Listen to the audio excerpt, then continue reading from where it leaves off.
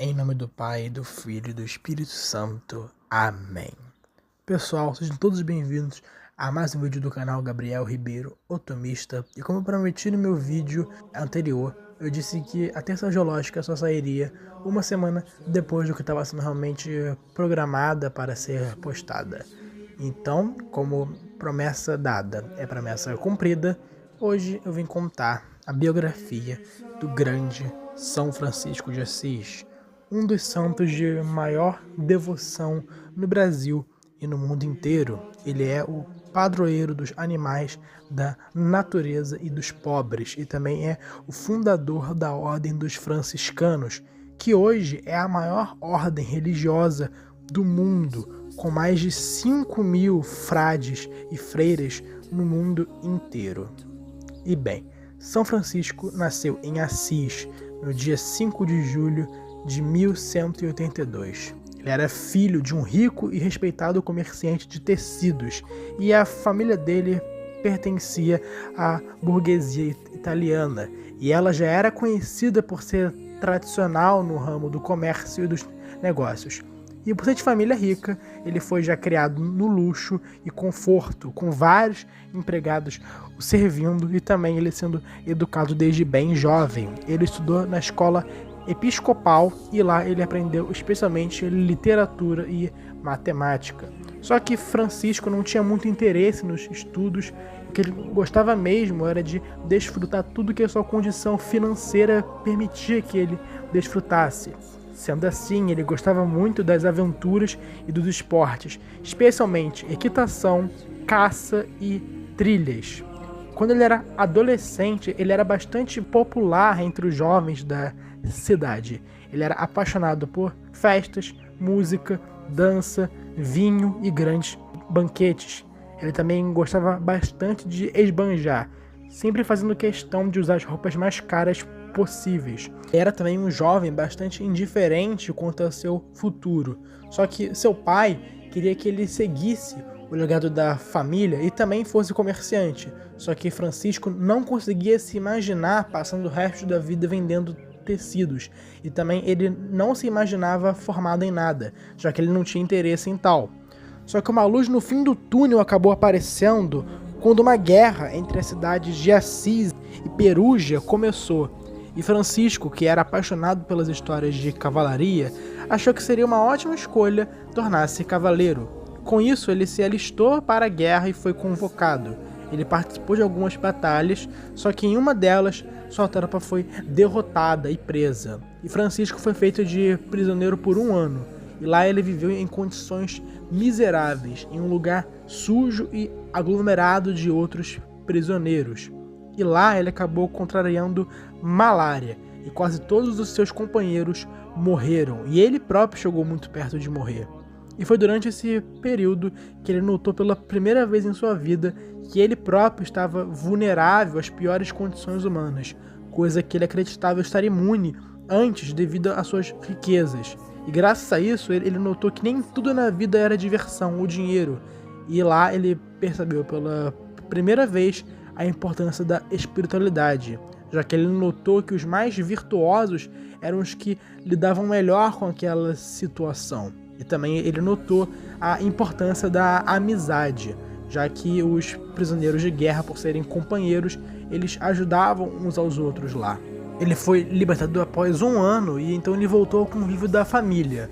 Só que quando ele voltou, ele já não se importava muito mais com os prazeres. Ele queria agora decidir sobre o seu futuro, e ele acreditava que a melhor opção ainda era a cavalaria.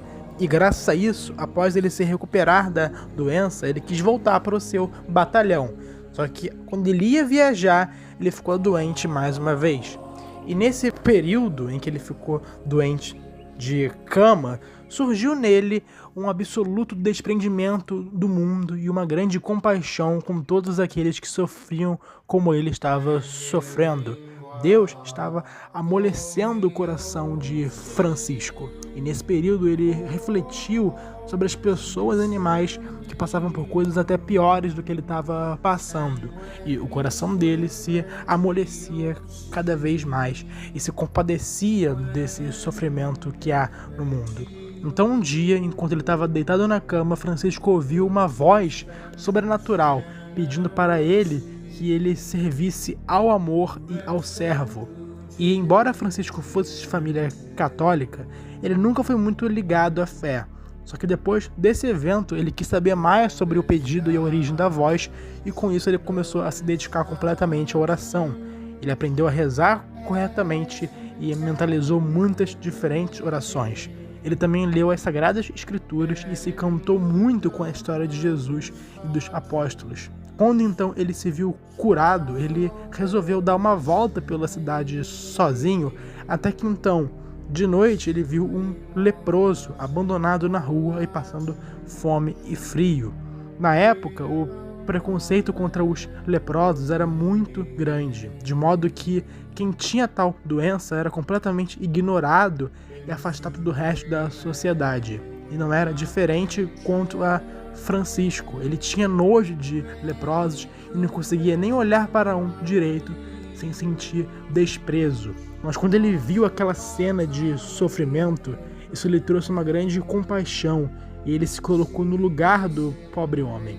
Ele então fez o impensável. Ele se aproximou do leproso, o consolou e, em seguida, com um certo desconforto, beijou ele na bochecha.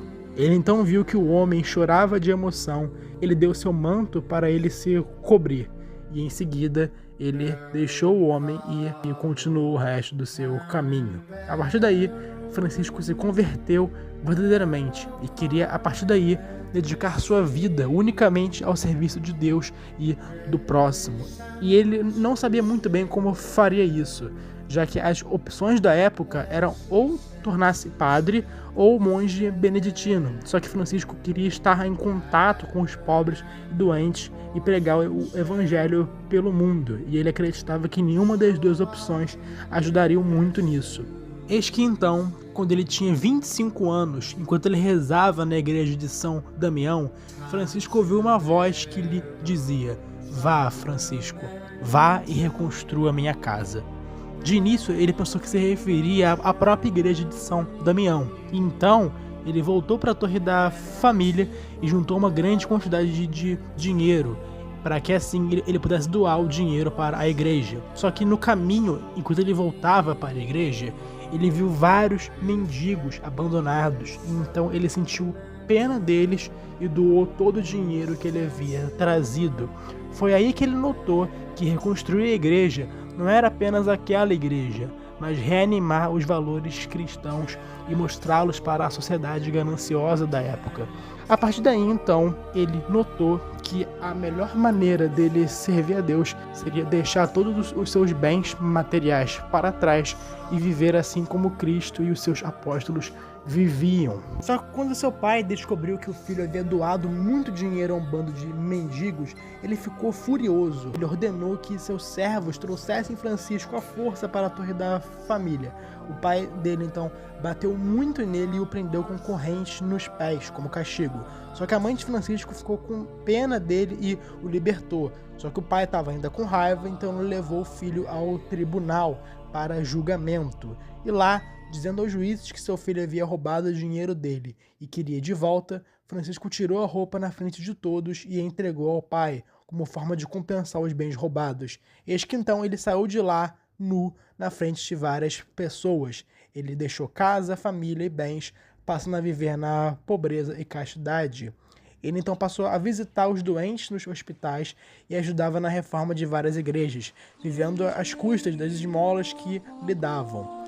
Então o jovem que antes era rico, festeiro e esbanjador, agora vivia no meio dos pobres e ajudando todos que precisassem. Ele pregava o evangelho para várias pessoas e cuidava de vários animais abandonados, dando-lhes abrigo, comida, carinho e água. Francisco logo se tornou muito conhecido por todas as pessoas da cidade como um jovem rebelde, que havia largado tudo para viver sem nada. Só que isso chamou a atenção de muitos jovens interessados nessa profunda conversão e mudança de vida de Francisco. E isso irritava muitas famílias da cidade, já que elas viam o risco de seus filhos também largarem tudo. E Francisco não morava em um lugar fixo, já que ele viajava de cidade em cidade a pé, pregando o evangelho em todas elas e sempre cuidando dos mais necessitados. Ele dormia nas ruas, florestas, campos, montanhas, grutas, cavernas e muitas vezes ele conseguia passar a noite como hóspede em alguma casa ou igreja, já que Francisco se tornava muito amado e querido onde quer que ele passasse. Ele vivia em profunda oração e ensinava a todos a também orarem. Ele nutria uma grande devoção a Nossa Senhora, no qual ele dizia: quando digo Ave Maria, os céus sorriem, os anjos festejam, o mundo se alegra, treme o inferno e fogem os demônios. Vós sois, ó Maria, a filha do Altíssimo Pai Celestial, a mãe de nosso Senhor Jesus Cristo e a esposa do Divino Espírito Santo. Ele recomendava a todos que também tivessem tal devoção a Nossa Senhora. E a fama de Francisco se espalhou tanto ao ponto de 2 jovens também muito ricos, chamados Pedro e Bernardo, também renunciarem tudo para viver como Francisco. E esse era o início da ordem franciscana. Tanto que 1 ano depois já haviam 12 pessoas na ordem, incluindo Francisco. E graças a isso, Francisco escreveu uma regra para a nova ordem, o qual consistia especialmente em viver como Jesus viveu, o que incluía a pobreza, castidade, obediência, orações, amor e leitura das Sagradas Escrituras. Só que Francisco queria oficializar essa nova ordem como uma opção de vida religiosa para todos os católicos, tal como São Bento fez com a sua ordem.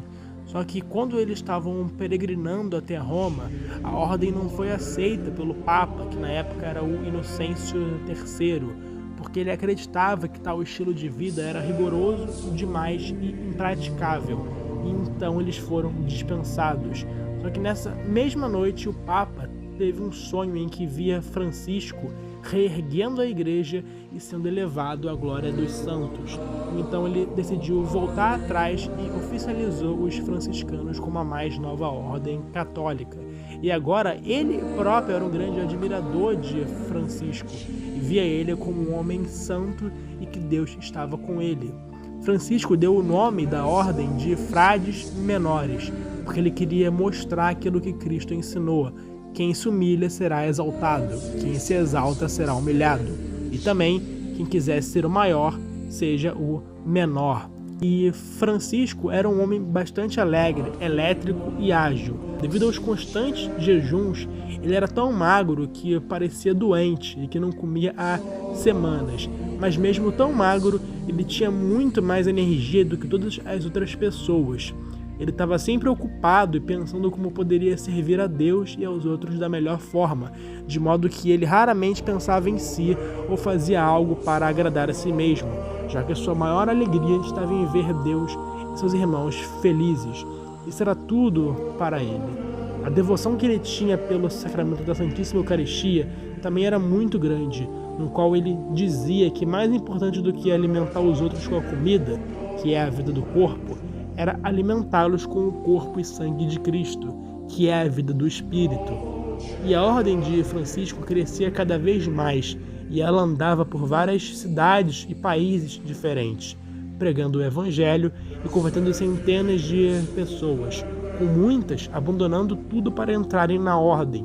E entre as pessoas que entraram na ordem franciscana estão Antônio, que mais tarde seria canonizado Santo Antônio, e também Clara, que também seria canonizada como Santa Clara e viria fundar a ordem franciscana para as mulheres, que são as Clarissas. A ordem chegou até mesmo a ir para a Terra Santa, só que lá estava sendo dominado por muçulmanos e logo eles foram perseguidos, presos e levados ao sultão. Francisco, porém, não se submeteu e disse que provaria a ele que a fé cristã era superior à do Islã. E então, após realizar uma oração, ele andou descalço sobre brasa e não sentiu nada. O sultão, então, com medo do que tinha visto, ordenou que eles fossem libertados e fossem embora do lugar. Eles então retornaram à Itália com outros lugares em mente para pregar. No Natal de 1223, enquanto ele rezava sozinho e lia o Evangelho dentro de uma gruta, ele teve a ideia de criar um lugar parecido com o lugar onde Jesus nasceu, para simbolizar seu nascimento para o povo. Durante a noite, enquanto ele falava sobre como foi o nascimento de Jesus para uma multidão de pessoas, Francisco usou de uma manjedoura e umas figuras esculpidas para montar um cenário parecido descrito no Evangelho. E foi assim que nasceu o presépio, que foi criado por São Francisco de Assis. Durante a vida dele, ele fez vários milagres, como transformar a água de um rio imundo, usado pela população da cidade para se hidratar, em água limpa e potável.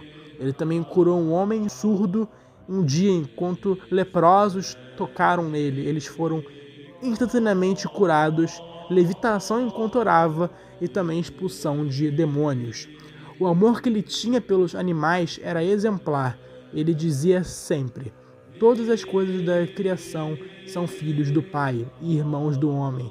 Deus quer que ajudemos aos animais se necessitam de ajuda. Toda criatura em desgraça tem o mesmo direito a ser protegida. Ele também dizia: não te envergonhes se às vezes os animais estão mais próximos de ti do que as pessoas. Eles também são os teus irmãos. Durante a vida dele, Francisco acolheu e ajudou vários animais abandonados, doentes e maltratados, cuidando de todos, mostrando carinho e tratando todos como seus irmãos. Deus havia lhe dado o dom de se comunicar com eles e de os proteger sempre, tanto que todos os animais pareciam entendê-lo e todos mudavam de comportamento perto dele. Em geral, todos o reconheciam como seu protetor. Os pássaros sempre seguiam ele e, voando ao seu redor, pousavam em seus ombros. Os peixes saudavam da água quando ele se aproximava, e animais agressivos ficavam calmos e dóceis na companhia dele. Em 1224, ele decidiu se retirar com alguns de seus irmãos para a floresta, a fim de morarem lá por um tempo para se dedicarem unicamente à oração, ao silêncio e à meditação. Eis que então, enquanto orava, Francisco recebeu a visão do Senhor Jesus Cristo crucificado em forma de um serafim de 6 asas. Ele então entrou em estado de êxtase e, quando acabou, Francisco notou que suas mãos e peito sangravam muito. Ele foi a primeira pessoa da história a receber os estigmas de Cristo, e esse é um milagre extremamente raro. Ao mesmo tempo em que ele chorava de emoção graças à íntima relação que ele tinha com o Senhor, ele também sofria muito com as dores, dificultando seus movimentos e não aguentando andar por muito tempo. E, apesar das dores, Francisco sabia que as marcas das chagas eram um sinal do bom estado da sua alma e de que ele havia cumprido sua missão na terra, espalhando a palavra e o amor de Deus para todos. Também foi graças às dores que a devoção dele à paixão de Cristo aumentou ainda mais, e graças a isso, no dia 3 de outubro de 1226, após ouvir uma homilia sobre a paixão de Nosso Senhor, ele faleceu em paz. O legado foi eternizado e ele é, sem dúvidas, uma das pessoas mais importantes da história, considerado o maior mendicante de todos os tempos e também o santo do amor.